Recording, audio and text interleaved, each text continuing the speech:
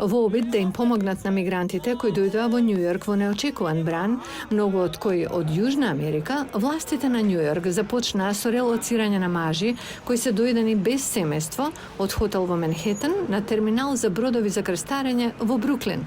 Многумина одбиле да одат, тврдејќи дека условите за живот таму се неподносливи. Не сакаме таму да се преселиме, зашто условите се невозможни. Имаат кревети на расклопување и 4 бањи за 1000 луѓе. Студено е таму, се уште е зима. Сочувствителните њујорчани и локални хуманитарни групи презедоа акција за собирање топла облека, кебиња и топла храна за мигрантите кои се одлучиле за кампирање пред хотелот Манхетен.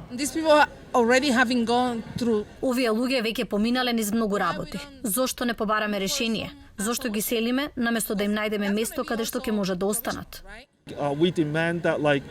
Бараме градоначалникот Адамс да отвори повеќе вакви хотели, повеќе за солништа во Њујорк за згрижување на бегалците. Против сме на тоа да ги селат на Бруклинскиот терминал.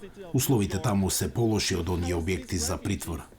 Градоначалникот Ерик Адамс лично отиде да го посети терминалот и дури ја помина и ноќта таму.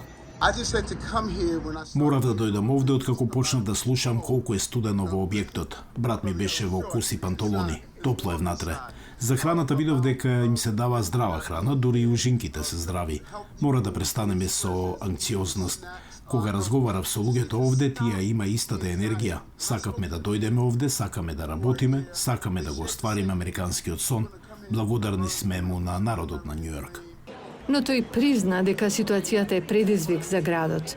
Според Адамс, од пролетта 2022, повеќе од 43.000 дошле и поминале низ системот за прифаќање на Њујорк. Многумина од нив дошле со автобуси од границите на САД во држави како Тексас и Аризона.